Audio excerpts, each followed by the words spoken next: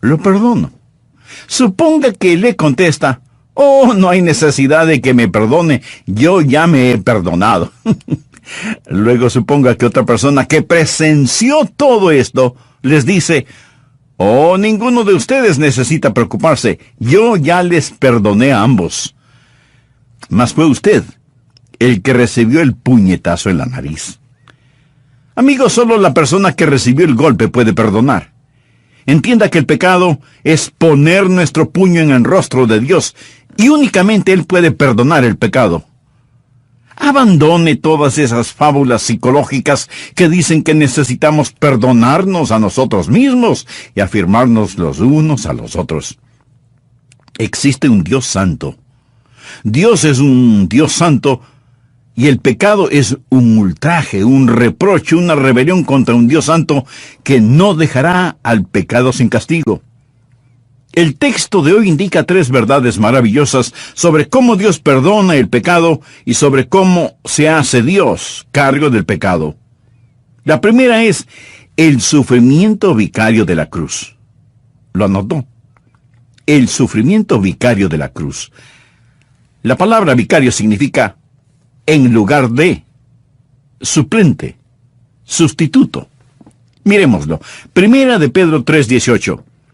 Porque también Cristo padeció una sola vez por los pecados, el justo por los injustos, para llevarnos a Dios, es decir, Jesús, el Hijo de Dios, quien es justo, quien nunca pecó, nacido de la Virgen, sin mancha, sin pecado, el justo murió por los injustos. Cuando dice los injustos, está hablando de usted y de mí. Nosotros somos los pecadores. Él llegó a ser nuestro sustituto. A través de toda la Biblia, Dios ha enseñado la sustitución. ¿Qué es la Pascua? Bien, en el Antiguo Testamento, Dios dio una profecía e ilustración de la cruz del Señor Jesucristo. Por ello, instituyó el ritual del Cordero de la Pascua en Éxodo 12. Había juicio sobre la tierra a causa del pecado. Pero Dios le dijo a su pueblo que tomara un cordero sin mancha, sin imperfección, y que lo sacrificara. La sangre del cordero debía ser untada en el dintel y los 2 postes de la puerta de sus casas. La sangre del cordero debía ir no adentro, sino afuera, expuesta públicamente, sin vergüenza. ¿Lo ha pensado? Debía ir afuera en el dintel y los 2 postes. Imagínese a una persona con la sangre en un recipiente, untando la parte superior de la puerta y los 2 postes a los lados de la puerta. ¿Qué ha hecho? Ha hecho la señal de la cruz. Desde hace tanto tiempo atrás, Dios ya estaba ilustrando y profetizando que es por la sangre que se perdona. Dios dijo a esos israelitas hace muchos años, cuando vea la sangre, pasará Jehová a aquella puerta.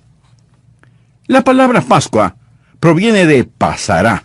Dios pasará sobre usted cuando la sangre es aplicada. Pero si pone la sangre bajo sus pies y pasa sobre ella, Dios no pasará sobre usted. Pero cuando usted se pone bajo la sangre, el ángel de la muerte, el juicio de Dios omnipotente, pasará sobre usted. Este Cordero de la Pascua es una ilustración del Señor Jesucristo. Por favor, busque 1 de Pedro capítulo 1, versículos 18 y 19. Sabiendo que fuisteis rescatados de vuestra vana manera de vivir, la cual recibisteis de vuestros padres. Ahora escuche esto.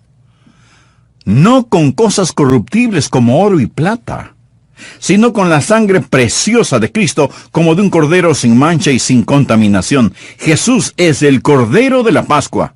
Él es el Cordero sin mancha y sin contaminación. A un lado está el monte de los olivos, donde Jesús oró en Getsemaní. Y al otro lado el monte Moria, donde Jesucristo murió. El monte Moria, el mismo lugar donde Abraham iba a sacrificar a su único hijo, Isaac. El mismo lugar donde se construyó el templo. El monte de los olivos y el monte Moria están a pocas millas de Belén, donde Jesús nació. En el tiempo de Cristo, los sacerdotes y los levitas ya habían instituido un rango especial de pastores para criar corderos muy especiales, los corderos de la Pascua. Eran los más finos, los mejores, y se los criaba en Belén.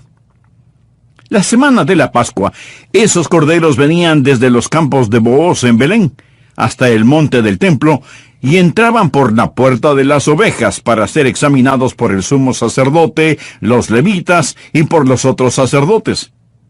Y el mismo día, bajando el monte de los olivos y subiendo el monte Moria, venía el Señor Jesucristo, el Cordero de Dios, montado sobre una asna. El mismo día, el domingo de Palmas, la Pascua, entraban a la ciudad los corderos y el Cordero de Dios. El mismo día, ya hace tanto tiempo. Cuando esos corderos llegaban al templo, los sacerdotes comenzaban a examinarlos. Les chequeaban la boca, la lana, los pequeños cascos, los ojos, incluso los párpados. Si había algún defecto, ese cordero no era digno. Tenía que ser un cordero especial, un cordero sin mancha y sin contaminación. Pero al mismo tiempo que esos corderos venían, el Cordero de Dios también venía. El cordero nacido en Belén. María tuvo un corderito. Su lana era blanca como la nieve. Jesús nunca conoció el pecado. Él era el Hijo de Dios nacido de la Virgen, el Cordero sin mancha de Dios. El Cordero del que habló Abraham en el monte Moria cuando dijo, Dios se proveerá de cordero para el holocausto. No un cordero para sí mismo, sino que él mismo será el cordero. Dios se proveerá de cordero. ¿Se da cuenta cómo todo encaja? Si Jesús hizo tanto, ¿por qué la mayoría de los evangelios se concentran en la última semana de la vida de Jesús? ¿Se lo ha preguntado? Porque este es el clímax de todo. Y es en esta última semana que Jesús es examinado por los fariseos, los saduceos y los herodianos. Él fue examinado por los líderes civiles. Y todos tuvieron que decir, no hallo en él ningún delito. Jamás hombre alguno ha hablado como este hombre. Jesús, el Cordero perfecto de Dios, los podía mirar a todos aquellos y desafiarles, ¿quién de vosotros me redarguye o convence de pecado? Él era el Cordero sin mancha, sin contaminación, y estaba siendo examinado para la Pascua. Los sacerdotes llegaban el día cuando el Cordero de la Pascua debía ser sacrificado. A las 3 de la tarde el sacerdote levantaba la barbilla de ese corderito sin defecto y tomando su filoso cuchillo, le cortaba la garganta. Al mismo tiempo que esto sucedía, sobre el cruel monte Gólgota, el Cordero de Dios vertía su preciosa sangre real y roja como los rubíes por los pecados de la humanidad. Y Jesús dijo sobre la cruz, consumado es. Consumado es. La deuda está totalmente pagada. Sacerdotes pueden irse ya a sus casas. Levitas pueden bajar sus cuchillos. Pastores, su trabajo ha terminado porque la deuda quedó cancelada. Amén. Aleluya. Consumado es. Jesús, el Cordero de Dios, murió sobre la cruz. El propósito de la cruz es la sustitución, y la Pascua nos lo ha mostrado en una forma muy clara y simple. A su vez, cuando el Señor Jesucristo murió, Él cumplió otro simbolismo del Antiguo Testamento en Levítico 16. El sumo sacerdote colocaba sus manos sobre la cabeza de un macho cabrío y confesaba los pecados del pueblo. Después, se llevaba el animal afuera de las paredes de la ciudad y lo mataba derramando su sangre. Esta es la razón por la cual la Biblia dice que Jesús, para santificar al pueblo mediante su propia sangre, padeció fuera de la puerta, o sea, fuera de la ciudad, porque Jesús fue nuestro macho cabrío. Nuestros pecados fueron colocados sobre él. Él los llevó a la cruz, y en agonía sangró y murió. El tribunal de Pilato es otra ilustración. Pilato era un competente político neutral, y lo que le convenía determinaba su conducta. Él trató de escaparse de la situación, pues no quería crucificar al Señor Jesús. Mas la gente vociferaba clamando la sangre de Jesús. Pilato ingenia un plan diciendo, tenemos a otro hombre aquí y su nombre es Barrabás. Barrabás era un ladrón, un asesino, un revolucionario, y Pilato pensó, si alguna vez ha vivido un hombre que merece ser ejecutado, es Barrabás. Esto es lo que Pilato dijo. Según la tradición, el gobernador puede soltar a un preso, el que el pueblo diga. ¿A quién queréis que os suelte? ¿A Barrabás o a Jesús, llamado el Cristo? Escojan a quién perdonar. ¿A Barrabás o a Jesús? ¿A cuál de los dos queréis que os suelte? ¿Sabe usted lo que contestaron? ¡A Barrabás! Pilato les dijo, ¿qué pues haré de Jesús, llamado el Cristo? Todos le dijeron, sea crucificado.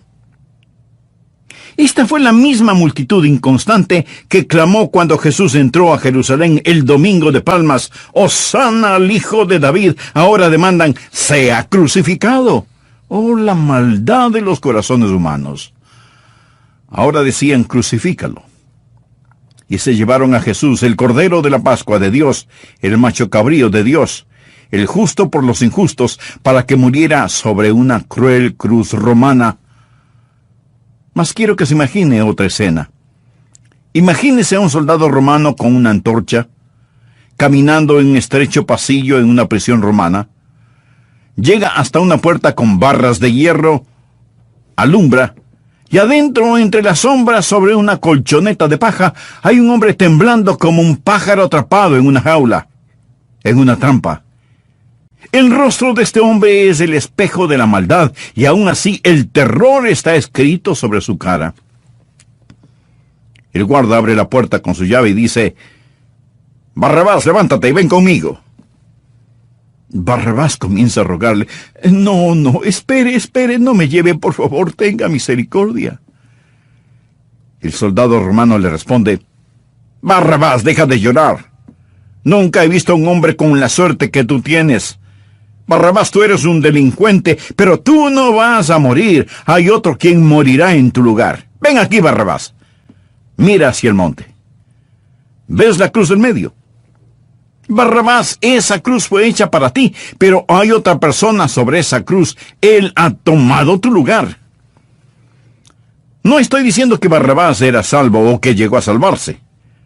Lo que quiero decir es que Dios nos presenta una perfecta ilustración de la sustitución, el justo por los injustos, para llevarnos a Dios. Lo primero que quería que conociera es cómo Dios perdona el pecado. Es lo que llamo el sufrimiento vicario de la cruz. Mas mire nuestro texto, dice, Cristo padeció una sola vez por los pecados. Él sufrió por los pecados.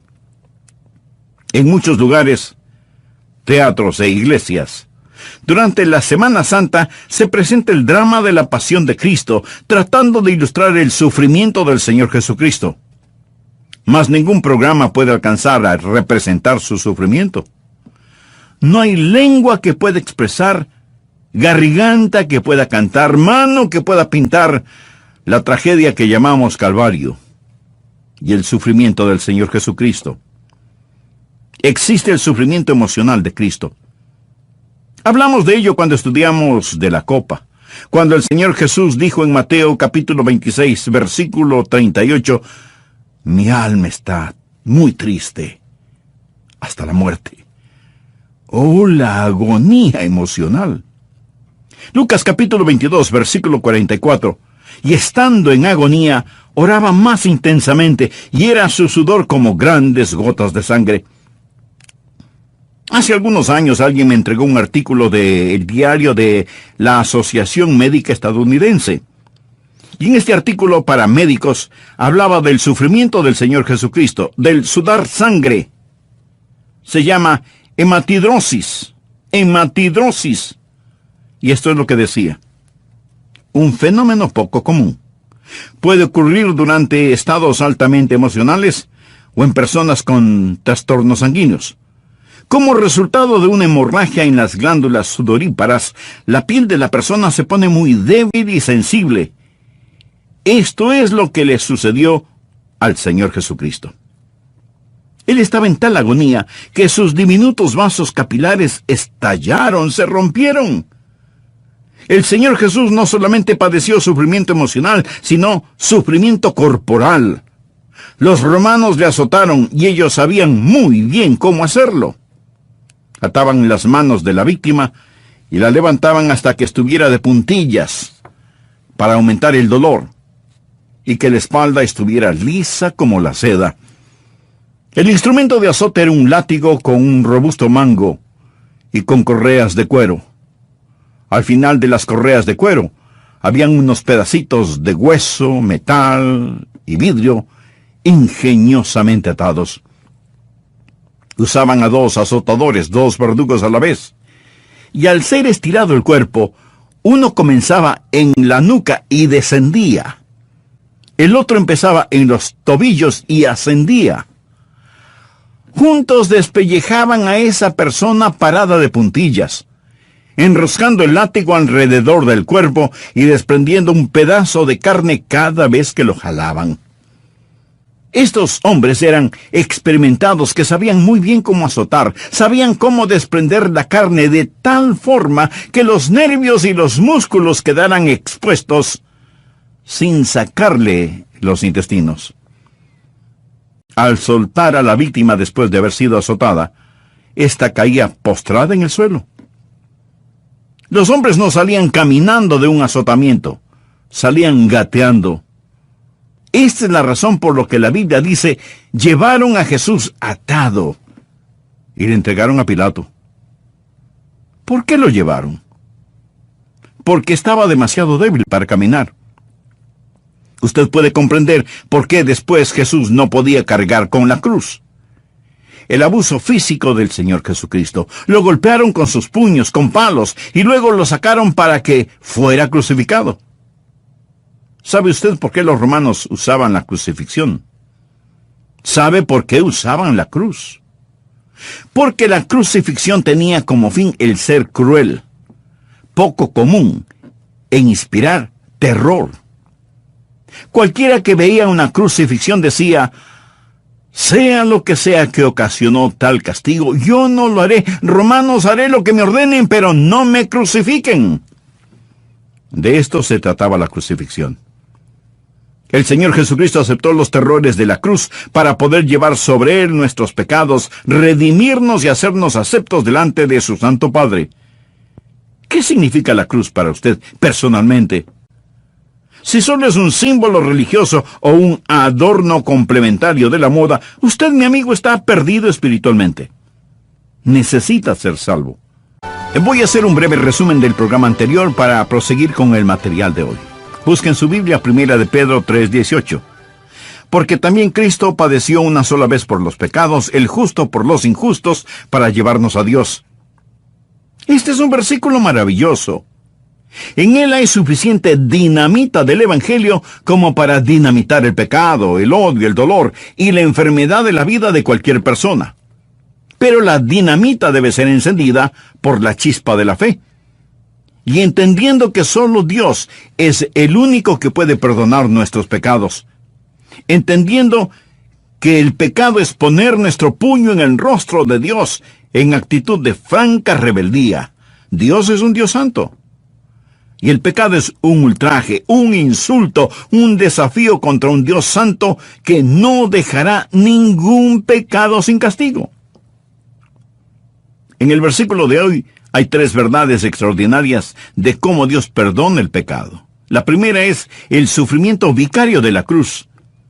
El sufrimiento vicario de la cruz. La palabra vicario significa en lugar de otro, suplente, sustituto. Porque también Cristo padeció una sola vez por el pecado, el justo por los injustos, para llevarnos a Dios. Es decir, Jesús, el Hijo de Dios, el justo, murió por los injustos. Cuando dice injustos, está hablando de usted y de mí. Nosotros somos pecadores. Jesús fue nuestro sustituto. Dice la Biblia Cristo padeció una sola vez por los pecados. O sea, Cristo sufrió por nuestros pecados al morir en esa cruel cruz romana. ¿Sabe por qué los romanos usaban la crucifixión? Porque la crucifixión tenía como fin el ser cruel, poco común e inspirar terror. Cualquiera que veía una crucifixión decía: sea lo que ocasionó tal castigo, yo no lo haré. Romanos, haré lo que me ordenen, pero no me crucifiquen. La palabra latina excruciatus significa un dolor atroz y literalmente significa originario de la cruz, de la crucifixión. Un tipo de dolor atroz que proviene de la cruz. Clavaban las manos de la víctima a la cruz, no en la palma de la mano, pues esto desgarraría el metacarpo, sino en la muñeca, para que no se cayera de la cruz. Trataban de golpear el nervio del medio para transmitir el dolor hasta el torso. Penetraban esos clavos a través de esos nervios. Lo crucificaban con sus manos a un ángulo de 90 grados, pero cuando el cuerpo caía, bajaba a un ángulo de 65 grados, con los pies a su vez clavados a la cruz. El peso del cuerpo caía sobre el pecho y la persona comenzaba a respirar con dificultad. Por lo tanto, cuando respiraba, tenía que alzar su cuerpo, pero al hacerlo, tenía que empujar contra los clavos en sus pies. La víctima se encontraba entre la lucha por respirar y el punzante dolor. La persona experimentaba náuseas, trauma y un intenso dolor al cada nervio convertirse en un conducto para dicho dolor. Y el individuo permanecía allí un agonizante largo tiempo y moría una muerte atroz.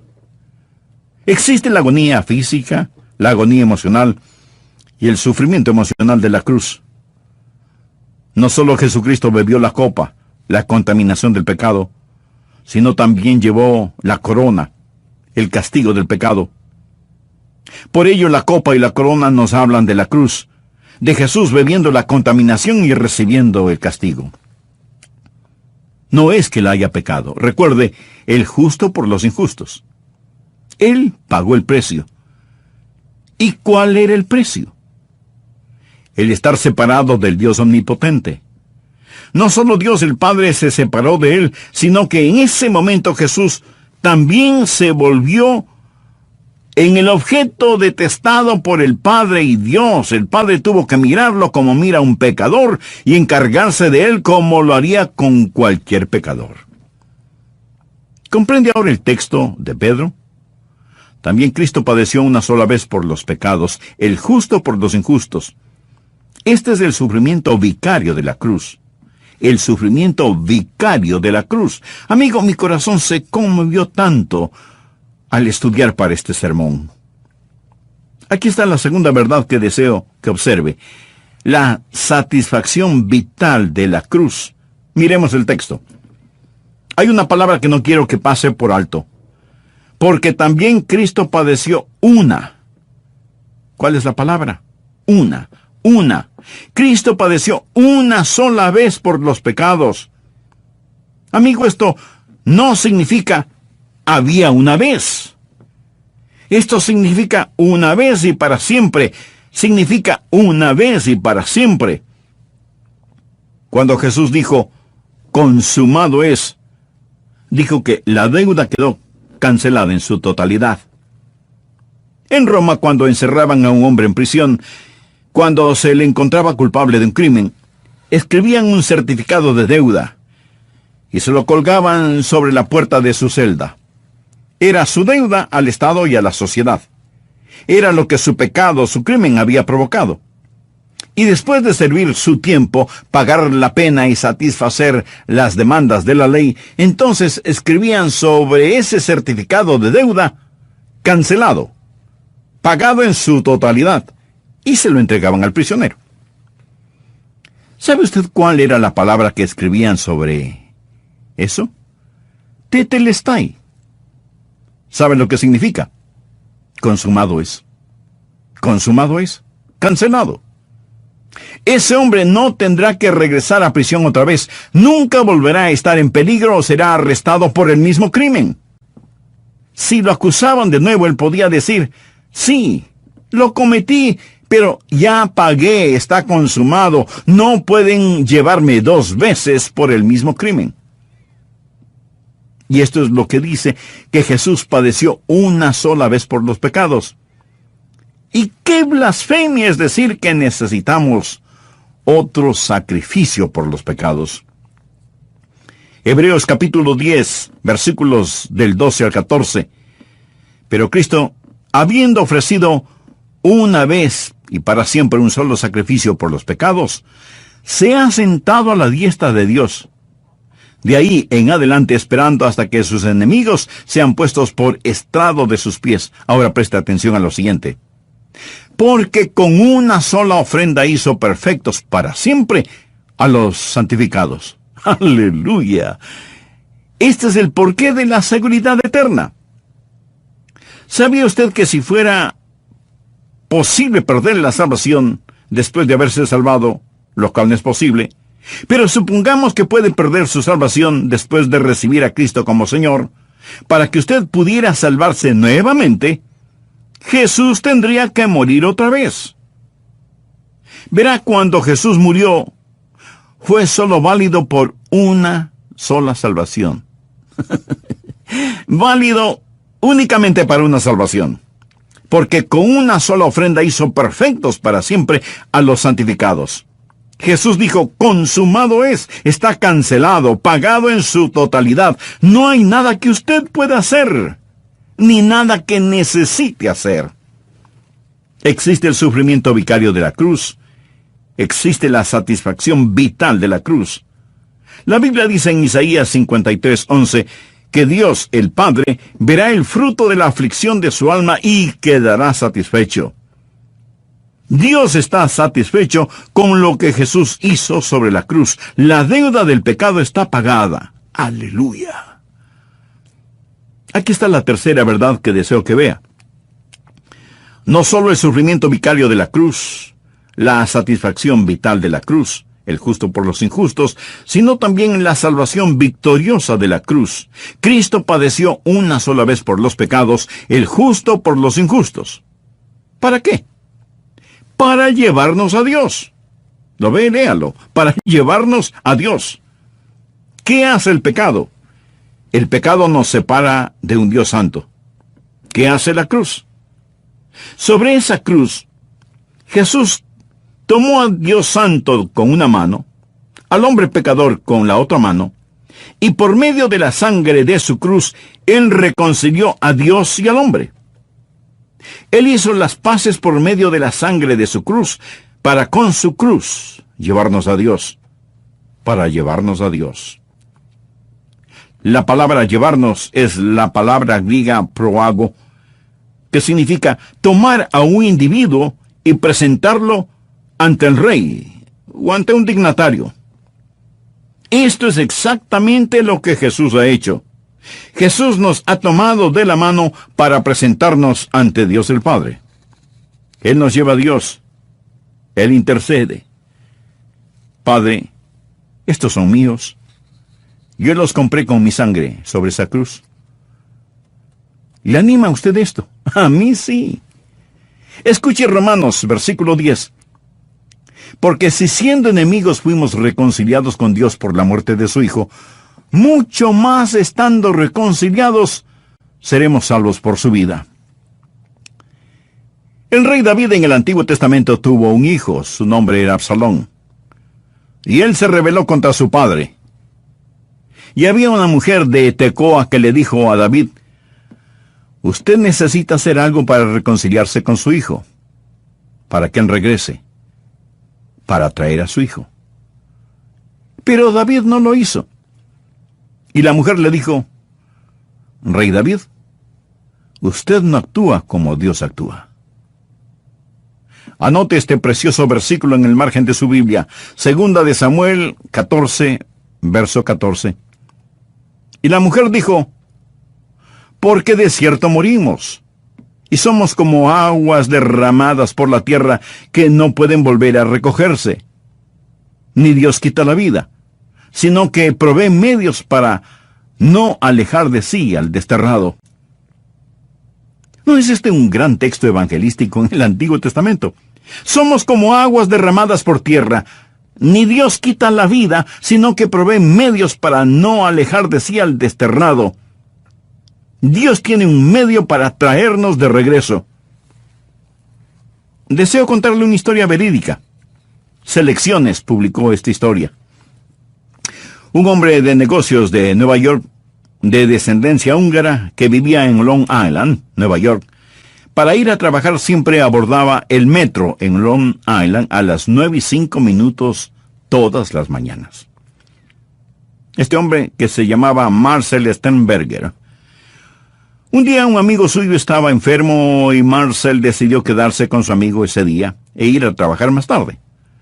Marcel Sternberger se quedó con su amigo enfermo y en lugar de viajar en el metro de las 9:05, tomó el metro del mediodía. Él no estaba acostumbrado a viajar en este tren que iba repleto. Cuando Marcel Sternberger entró a ese tren, una gran multitud se bajó y otra abordó dicho tren, y Sternberger estaba tratando de encontrar un asiento. Un pasajero se levantó y Sternberger dijo: «Tomaré ese asiento». Y apresurándose, se dejó caer en el asiento. Sentado al lado de Marcel iba un hombre leyendo un periódico húngaro. Sternberger echó un vistazo. Él podía leer húngaro. El hombre leía los anuncios clasificados y Marcel le dijo en forma amistosa: «¿Busca usted un trabajo?». Y el hombre le contestó: «No, busco el nombre de mi esposa». Marcel le dijo: «A ver, cuénteme al respecto». «Durante la guerra vivíamos en Debrecen y estaba felizmente casado. Pero los nazis estaban allí y comenzaron a oprimirnos. Un día me sacaron y me enviaron lejos de mi hogar, a Ucrania, para enterrar los soldados alemanes muertos. Tenía que hacerlo. Sentí mucho temor de dejar a mi esposa y que los nazis la pusieran en un campo de concentración. Bien, me enviaron y cuando regresé a mi hogar después de la guerra, no pude encontrar a mi esposa. Pregunté alrededor y me dijeron que los nazis se habían llevado a un número de gente a Auschwitz. Quizá mi esposa estaba entre esos. Comencé a leer y estudiar para averiguar qué sucedía con la gente que enviaron a Auschwitz. Muchos acabaron en los crematorios donde los incineraron durante el Holocausto. Pero también leí que cuando los aliados vinieron, entraron al campamento de prisioneros y liberaron a algunos. Pienso que quizás mi esposa no haya sido asesinada. Tal vez fue liberada. Entonces me dije, quizás los aliados llevaron a esta gente a América. Y si así sucedió, ¿cuál sería el punto de entrada? Sería Nueva York. Y si mi esposa estuviera en Nueva York, ella no sabría dónde estoy. Pero sé que mi esposa es inteligente. Ella pondría un anuncio en el periódico húngaro y simplemente leo el periódico para ver si por casualidad puedo encontrar a mi esposa. Marcel Sternberger se recordó que unos días antes había estado en una fiesta donde conoció a una mujer húngara. Ella le había dado su nombre y le había contado que vivió en Debrecen. También le contó que a su esposo se lo habían llevado a Ucrania. La mente de Marcel Sternberger comenzó a computar los datos y le preguntó al hombre, ¿cómo se llama su esposa?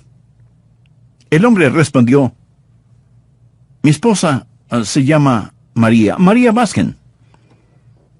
Sternberger, sin decir una palabra, sacó su billetera, sacó un pedazo de papel que él había doblado y lo miró.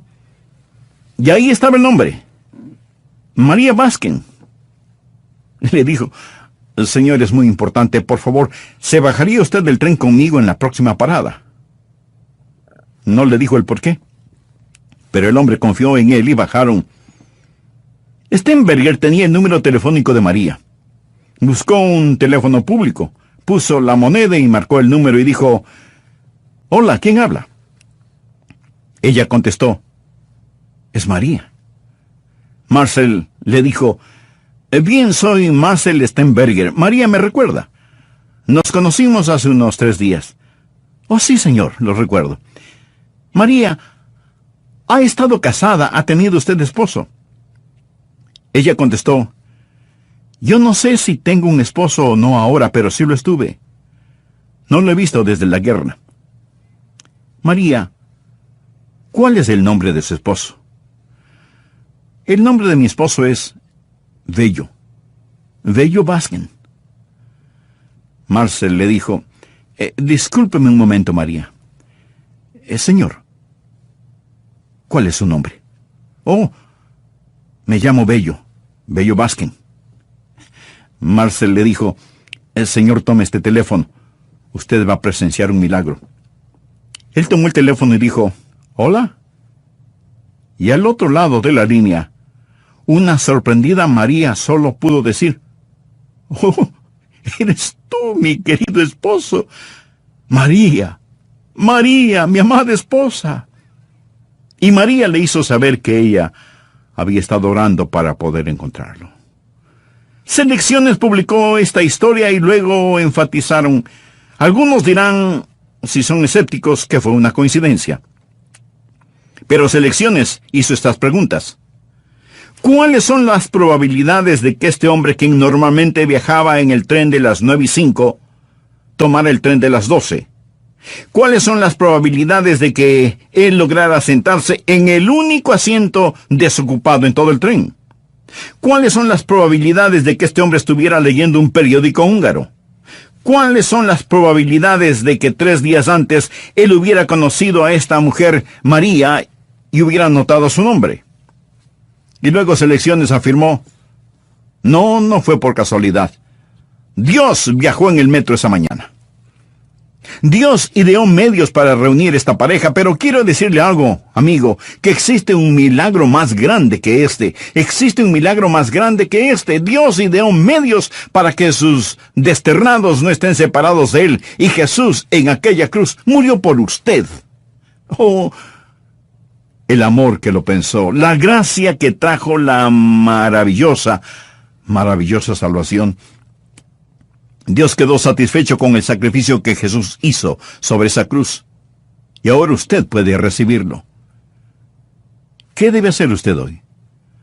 Poner su fe donde Dios puso sus pecados, en el Señor Jesucristo. La Biblia lo pone en forma simple, dulce, sencilla y sublime. Cree en el Señor Jesucristo y serás salvo. La palabra cree no quiere decir una mera creencia intelectual, sino confiar. Confiando, ore con todo su corazón: «Oh Dios, soy un pecador y estoy perdido. Sé que no puedo salvarme a mí mismo. Jesús, tú eres el Hijo de Dios. Tú fuiste coronado por mis pecados y pagaste mis pecados en la cruz. Tú moriste como mi sustituto y Dios te resucitó de entre los muertos. Yo creo todo esto y te recibo. Te invito a entrar ahora en mi corazón. Ven a mi corazón. Perdona mis pecados y sálvame». Gracias por salvarme, Jesús. Gracias por salvarme, Jesús. Ahora eres mi Señor, mi Salvador, mi Dios y mi amigo. Instituido un rango especial de pastores para criar corderos muy especiales. Los corderos de la Pascua. ¿Eran los más finos? Se lo ha preguntado. Porque este es el clímax de todo. Y es en esta última semana que Jesús es examinado por los fariseos, los saduceos y los herodianos. Él fue examinado por los líderes civiles. Y todos tuvieron que decir: «No hallo en él ningún delito. Jamás hombre alguno ha hablado como este hombre». Jesús, el Cordero Perfecto de Dios, los podía mirar a todos aquellos y desafiarles: «¿Quién de vosotros me redarguye o convence de pecado?». Él era el Cordero sin mancha, sin contaminación, y estaba siendo examinado para la Pascua. Los sacerdotes llegaban el día cuando el Cordero de la Pascua debía ser sacrificado. A las 3 de la tarde el sacerdote levantaba la barbilla de ese corderito sin defecto y tomando su filoso cuchillo, le cortaba la garganta. Al mismo tiempo que esto sucedía, sobre el cruel monte Gólgota, el Cordero de Dios vertía su preciosa sangre real y roja como los rubíes por los pecados de la humanidad. Y Jesús dijo sobre la cruz: consumado es. Consumado es. La deuda está totalmente pagada. Sacerdotes pueden irse ya a sus casas. Levitas pueden bajar sus cuchillos. Pastores, su trabajo ha terminado porque la deuda quedó cancelada. Amén. Aleluya. Consumado es. Jesús, el Cordero de Dios, murió sobre la cruz. El propósito de la cruz es la sustitución, y la Pascua nos lo ha mostrado en una forma muy clara y simple. A su vez, cuando el Señor Jesucristo murió, Él cumplió otro simbolismo del Antiguo Testamento en Levítico 16. El sumo sacerdote colocaba sus manos sobre la cabeza de un macho cabrío y confesaba los pecados del pueblo. Después, se llevaba el animal afuera de las paredes de la ciudad y lo mataba derramando su sangre. Esta es la razón por la cual la Biblia dice que Jesús, para santificar al pueblo mediante su propia sangre, padeció fuera de la puerta, o sea, fuera de la ciudad, porque Jesús fue nuestro macho cabrío. Nuestros pecados fueron colocados sobre Él. Él los llevó a la cruz, y en agonía sangró y murió. El tribunal de Pilato es otra ilustración. Pilato era un competente político neutral, y lo que le convenía determinaba su conducta. Él trató de escaparse de la situación, pues no quería crucificar al Señor Jesús. Mas la gente vociferaba clamando la sangre de Jesús. Pilato ingenia un plan diciendo: tenemos a otro hombre aquí, y su nombre es Barrabás. Barrabás era un ladrón, un asesino, un revolucionario, y Pilato pensó: si alguna vez ha vivido un hombre que merece ser ejecutado, es Barrabás. Esto es lo que Pilato dijo: según la tradición, el gobernador puede soltar a un preso, el que el pueblo diga. ¿A quién queréis que os suelte? ¿A Barrabás o a Jesús, llamado el Cristo? Escojan a quién perdonar: ¿a Barrabás o a Jesús? ¿A cuál de los dos queréis que os suelte? ¿Sabe usted lo que contestaron? ¡A Barrabás! Pilato les dijo: lo primero que quería que conociera es cómo Dios perdona el pecado. Es lo que llamo el sufrimiento vicario de la cruz. Mas miren nuestro texto, dice: Cristo padeció una sola vez por los pecados. Él sufrió por los pecados. En muchos lugares, teatros e iglesias, durante la Semana Santa se presenta el drama de la pasión de Cristo, tratando de ilustrar el sufrimiento del Señor Jesucristo. Mas ningún programa puede alcanzar a representar su sufrimiento. No hay lengua que pueda expresar, garganta que pueda cantar, mano que pueda pintar la tragedia que llamamos Calvario y el sufrimiento del Señor Jesucristo. Existe el sufrimiento emocional de Cristo. Hablamos de ello cuando estudiamos de la copa, cuando el Señor Jesús dijo en Mateo capítulo 26, versículo 38, mi alma está muy triste hasta la muerte. Oh, la agonía emocional.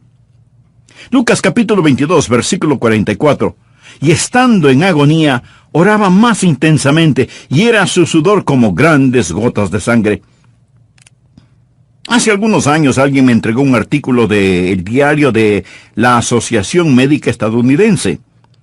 Y en este artículo para médicos hablaba del sufrimiento del Señor Jesucristo, del sudar sangre. Se llama hematidrosis. Hematidrosis. Y esto es lo que decía: un fenómeno